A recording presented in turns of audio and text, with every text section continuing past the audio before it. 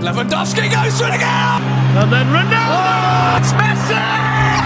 Aguero! How's it going guys? It's Devyansh. Welcome back to another episode। और आज के इस एपिसोड में हम बात करेंगे FA कप सेमीफाइनल की, यानी कि चेल्सी वर्सेस मैनचेस्टर सिटी की। तो सबसे पहले मैच के टेस्ट एंड टैक्टिक्स और रिव्यू करने से पहले मैं आपको इस मैच के रिगार्डिंग कुछ फैक्ट बता देता हूँ।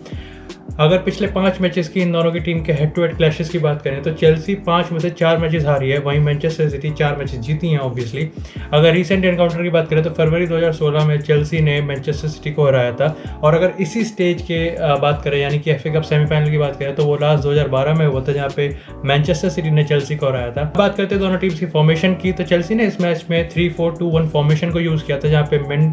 थियागो सिल्वा, एस्पिलिक्वेटा और Rudiger was the 2 center backs, जो Reece James and Ben Chilwell was the 2 wing backs, Kante और Jorginho as a central midfielder, वहीं मेसन माउंट और Hakim Ziyech as 2 number 10 position पे और Timo Werner up top. City की तो इस match के लिए सिटी ने 4-2-3-1 फॉर्मेशन का चूज़ किया था, जहाँ पर लेफ्ट बैक थे मेंडी, अगर सेंटर बैक्स की बात करें तो वो थे लेपोर्ट, रूबन दियास, राइट बैक की बात करें तो वो थे जाओ कैंसेलो, वहीं दो CDM की बात करें तो वो थे रोड्री और फर्नांडिनियो। 3 सेंटर अटैकिंग मिडफील्डर्स की बात करें तो वो थे Phil Foden, Kevin day ब्रुयने। Start होता है और जनरली यार यूजुअली हम क्या देखते हैं कि जो सिटी के अपोजिशन होते हैं उनको सिटी के खिलाफ भी अपने हाफ में बैठना ज़्यादा पसंद है। वो काउंटर अटैक पे ज़्यादा डिपेंड करते हैं, वो इनवाइट करते हैं सिटी को कि उनके हाफ में आके अटैक करें, वो पोजीशन देते हैं। यूजुअली अगर बात करें तो अगर इस सीज़न की बात करें तो चाहे वो लेस्टर सिटी हो, चाहे वो मैनचेस्टर यूनाइटेड हो, चाहे वो टॉटनहम हॉटस्पर हो, आर्सेनल हो, ये सारी टीमों के एक बहुत ही ज़्यादा अटैकिंग फुटबॉल इनका डिस्प्ले रहता है। लेकिन अगर बात करें जब ये मैनचेस्टर सिटी के अगेंस्ट आए थे तो हमेशा इन्होंने काउंटर अटैकिंग फुटबॉल को अडेप्ट किया है, हमेशा इन्होंने अब सिटी को पोजीशन लेने दिया है, इनको सिटी को डोमिनेट करने दिया गेम में। लेकिन इस मैच में अगर हम बात करें चेल्सी की तो मैच के स्टार्ट होते यार आप चेल्सी की जो स्ट्रेटजी है उसको देख सकते हैं, जहाँ पे चेल्सी ने ना ही सिर्फ जो ऑड्स है उसको बीट किया है, बल्कि उन्होंने सिटी को उन्हीं की प्ले स्टाइल से काउंटर करने की कोशिश करी है। मतलब कि उन्होंने सिटी को ही यहाँ पे प्रेस करने की कोशिश करी है। वो यहाँ तक कि सिटी के जो गोलकीपर है और जो सिटी की बैकलाइन है उनको मैन टू मैन प्रेस कर रहे थे। इसकी वजह से यार हमने देखा कि शुरू के जो पहले 10-15 मिनट होते हैं उसमें मैनचेस्टर सिटी बिल्कुल ना के बराबर रिदम बना पाती है। और क्योंकि यार जो सिटी थी वो एक्सपेक्ट कर रही थी कि जो चेल्सी है वो उनको प्रेस नहीं करेगी, बल्कि सिटी प्रेस करके गेम को डोमिनेट करेगी और चेल्सी अपने हाफ में बैठी रहेगी। और ये हुआ बिल्कुल उसका उल्टा, और इसी के हमने रिजल्ट देखा कि जो सिटी है वो बिल्कुल ना के बराबर जो अटैक्स क्रिएट कर पा रही थी, कोई उनमें रिदम नहीं था, कोई लिंकअप नहीं था, ना ही वो पोजीशन एक अच्छे टाइम के लिए पोजीशन बना पा रही थी। और चेल्सी क्योंकि काउंटर पार्ट में चेल्सी बार बार पोजीशन जीत रही थी, बार बार उनसे बॉल छीन रही थी, तो चेल्सी पूरे फर्स्ट हाफ के फर्स्ट क्वार्टर को डोमिनेट कर रही थी, काफ़ी ज़्यादा थ्रेटनिंग लग रही थी। अगर बात करें दोनों टीम्स के बिल्डअप की तो यार जैसे मैनचेस्टर सिटी का यूजुअल बिल्डअप होता है, फास्ट अटैकिंग फुटबॉल, बहुत ही minimum amount of long balls, minimum amount of aerial crosses. मेरे को नहीं पता यार क्यों वो एरियल क्रॉसेज नहीं देते, मे बी बिकॉज जो उनके प्लेयर्स हैं वो एरियल थ्रेट के कैपेबल नहीं है। लेकिन जब भी जाओ कैंसेलो या फिर बेंजामिन मेंडी के पास बॉल आती थी तो वो हमेशा एक ग्राउंडेड क्रॉस देने की कोशिश करते थे। अगर बात करें दोनों टीम्स के डिफेंसिव फॉर्मेशन की तो मैनचेस्टर सिटी जब डिफेंसिव फेज में होती थी तब भी वो 4-2-3-1 फॉर्मेशन में ही डिफेंड करती थी। बात करें चेल्सी की तो जब चेल्सी अपने डिफेंसिव फेज में होती थी, जो कि मेरे हिसाब से फर्स्ट क्वार्टर में या फिर फर्स्ट हाफ में बहुत ही कम बार हुआ, लेकिन जब भी होती थी तब वो 3-4-2-1 से एकदम 5-3-2 फॉर्मेशन में आए थे, जहाँ पे जो रीस जेम्स और बेन चिल्वल होते थे यानी कि 2 विंग बैक्स होते थे वो डिफेंसिव लाइन को ज्वाइन कर लेते थे, वहीं जो मेसन माउंट होते थे वो मिडफील्ड में आ जाते थे और हकीम जिएच और टीमो वर्नर स्ट्राइकर्स की पोजीशन ले लेते थे। बात करते हैं चेल्सी का जो प्ले स्टाइल था यार, चेल्सी क्योंकि ज़्यादातर जो फर्स्ट हाफ था उन्होंने डोमिनेट किया था, काफ़ी ज़्यादा थ्रेटनिंग लग रही थी, तो वो हर चीज़ का मिक्स कर रही थी। लेकिन एक चीज़ जो बहुत ज़्यादा नोटिसेबल थी वो ये था कि वो टीमो वर्नर की जो कैपेबिलिटी, यानी कि वो बिहाइंड द लाइन काफ़ी ज़्यादा अच्छा रन करते हैं। उनकी जो पेस है वो कहीं ना कहीं जो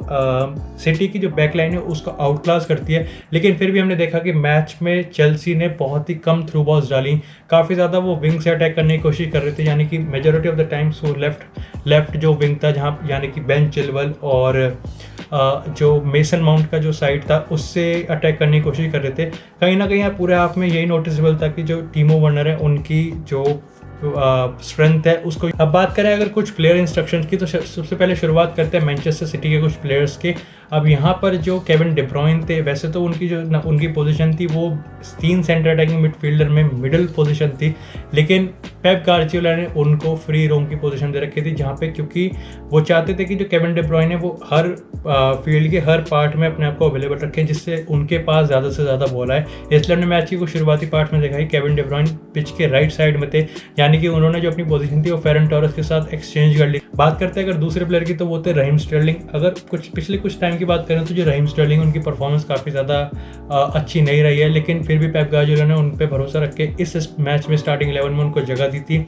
अब यार रहीम स्टर्लिंग काफ़ी ज़्यादा कॉन्फिडेंस से लो थे, और वो साफ पता भी चल रहा था मैच में। उनको जो इंस्ट्रक्शन दी गई थी वो ये दी गई थी कि क्योंकि जो करंट सिचुएशन थी और पेप गार्डियोला देख रहे थे कि हर चीज़ जो चेल्सी है वो काफ़ी ज़्यादा डोमिनेट कर रही है, और इसी चीज़ के लिए जो मैनचेस्टर सिटी के फ्रंट मैन है वो अपनी डिफेंस से काफ़ी ज़्यादा लिंक उनका टूट चुका है, काफ़ी ज़्यादा आइसोलेट हो चुके हैं, कोई बीच में लिंक नहीं बन रहा। उनका रिदम बनाने के लिए उन्होंने क्या करा, रहीम स्टर्लिंग को इंस्ट्रक्शन दिया कि वो अब ड्रॉप डीप हो, अपने आप को अवेलेबल रखें। और हमने देखा कि कई बार ऐसा होता है कि रहीम स्टर्लिंग CDM तक की पोजीशन पे आते थे अपना बॉल रिसीव करने, लेकिन अगेन वो होता था कि जैसे ही रहीम स्टर्लिंग पोजीशन लेते थे चेल्सी प्रेस करती थी और वो वहीं पोजीशन लूज करते थे, और इससे साफ दिखता था कि जो पिछले कुछ टाइम में उनकी परफॉर्मेंस अच्छी नहीं आ रही है, उसका जो कॉन्फिडेंस उनमें नहीं है वो इस मैच में भी साफ झलक रहा है। बात करें मैनचेस्टर सिटी की दोनों फुल बैक्स की, यानी कि बेंजामिन मेंडी और जाओ कैंसेलो की, तो एज यूजुअल पेप गार्डियोला ने इन दोनों को पूरी छूट दे रखी थी कि ये आगे जाएं।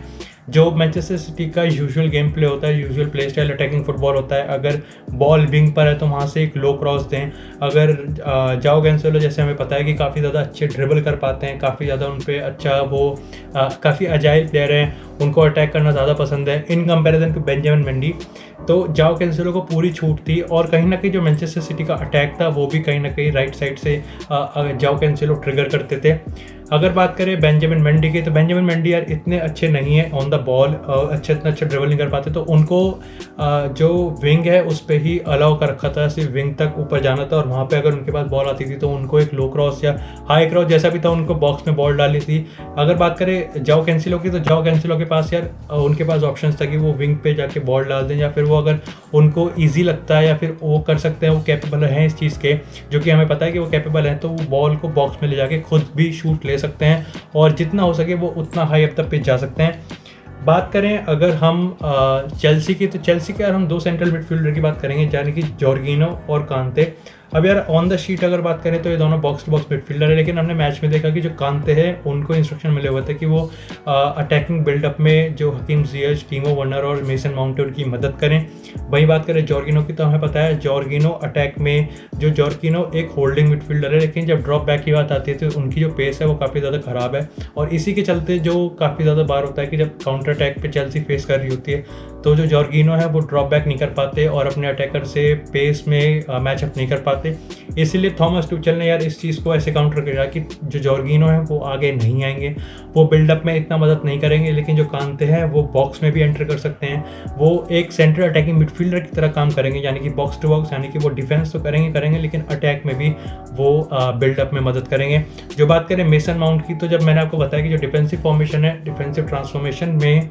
चेल्सी 5-3-2 फॉर्मेशन में चली जाती थी, तो वहाँ पर हकीम जियच और जो टीमो वर्नर थे वो 2 टॉप स्ट्राइकर रहते थे, अप टॉप स्ट्राइकर रहते थे, लेकिन जो मेसन माउंट थे वो मिडफील्ड में आके डिफेंसिव फॉर्मेशन में मदद करते थे। और हमने यार देखा भी जब चेल्सी प्रेस करती थी तो उसमें मेसन माउंट ने काफ़ी अच्छे इंटरसेप्ट करे और काफ़ी अच्छे 1-to-1 में बैटल जीत के जो पोजीशन था वो चेल्सी के लिए किया। अब यार फर्स्ट हाफ में मैं कहूँगा कि काफ़ी ज़्यादा इवन कह सकते हो आप कह सकते हो कि हमें वैसे तो पोजीशन दोनों टीम्स के पास ज़्यादा थी, लेकिन जो डोमिनेटिंग साइड थी वो कहीं ना कहीं चेल्सी ज़्यादा थी। चेल्सी और वो यार इसलिए भी थी कि हालांकि मैनचेस्टर सिटी के पास भी अच्छे टाइम के लिए फर्स्ट हाफ में पोजीशन था, लेकिन वो इतना थ्रेटनिंग नहीं लग रही थी, और उसका कहीं ना कहीं रीज़न था कि आइसोलेट केविन डे ब्रुयने काफ़ी ज़्यादा आइसोलेट लग रहे थे। लेकिन ठीक इसी के बाद हमने देखा कि सेकेंड हाफ में ही एक काफ़ी अच्छे काउंटर अटैक ट्रांजिशन में चेल्सी अटैक करती है, और यही यूज़ किया उन्होंने चेल्सी ने for the first time in match. मैं कहूँगा कि प्रॉपर तरीके से जॉर्गिनो ने काफ़ी अच्छा बिहाइंड द लाइन बॉल दिया, और ऑब्वियसली टीमो वर्नर की पेस इतनी है कि चाहे वो रूबन दियास और लपोर्ट, तो कोई भी उन्हें कैचअप नहीं कर पाता। और जो जाओ कैंसेलो और मेंडी थे वो पीछे आगे थे अप टॉप, और क्योंकि काउंटर अटैक था तो कहीं भी कोई चांस नहीं था कि जो सिटी के सेंटर बैक्स हैं वो उनको कैच कर पाएँ। हकीम जियच ने भी, मैं उनको भी पूरा क्रेडिट दूंगा कि उन्होंने पूरी कोशिश करी टीम वॉर्नर के साथ अपनी पेस बनाने की। बॉक्स के एज ऑफ द बॉक्स गए, वहाँ से एक अच्छा उन्होंने असिस्ट दिया और हकीम जियच के लिए काफ़ी इजी टैप इन था और इसी के साथ पहला गोल मैच का स्कोर होता है और चेल्सी ने लीड ले ली इसमें। और ये goal it was the only goal जो मैच में स्कोर हुआ और इसी के साथ चेल्सी ने ये मैच जीत लिया मैनचेस्टर सिटी से। तो यार ये मैच जीत के चेल्सी FA कप के फाइनल में पहुंच चुके हैं फॉर द 15th टाइम। अगर बात करें 2 और क्लब ऐसे हैं जो चेल्सी से ज़्यादा बार FA कप के फाइनल पहुंच चुके हैं, वो है आर्सेनल जो कि 21 टाइम्स और Manchester United 20 times FA cup के फाइनल में पहुँच चुकी है। मैनचेस्टर सिटी पिछले 11 FA कप के सेमीफाइनल में से 9 बार जीती थी, लेकिन इस बार वो 12वें मैच में हार गई है। तो इसी के साथ यार अब नेक्स्ट अगला जो FA कप का सेमीफाइनल है उसमें लेस्टर सिटी वर्सेस साउथहैम्पटन है और उन दोनों में जो जीतेगा वो चेल्सी के साथ FA कप के फाइनल में मैच करेगा। तो यार यही था इस मैच का रिव्यू। मेरे हिसाब से इस मैच का जो सबसे ज़्यादा क्रेडिट जाता है वो थॉमस टूचल को जाता है। कहीं ना कहीं उन्होंने पेप गार्डियोला को सरप्राइज़ कर दिया और मेसन फेरन टोरस, और अगर स्ट्राइकर की बात करें तो वो थे गैब्रियल हेजूस।